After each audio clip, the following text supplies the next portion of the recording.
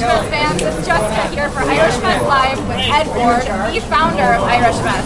We're excited to tell you what's going on behind us. Ed, why don't you give us a little portion of what's going on? It's Thursday night. The gates just opened about 15 minutes ago. We had to open them early because the lines were so long of people bringing school supplies that we had to get people moving into the park because they were extended out several blocks long.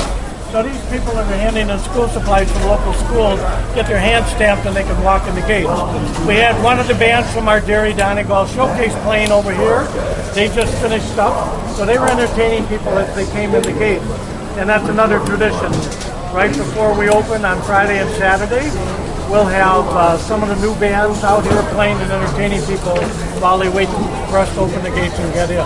Great, thanks Ed. And if you guys are interested in coming down, come on down tonight, donate some school supplies and get in free. Otherwise, come tomorrow between 4 and 5:30 for $5 Friday. You'll get in for $5. All right, Sláinte. Weather's beautiful. Weather's beautiful.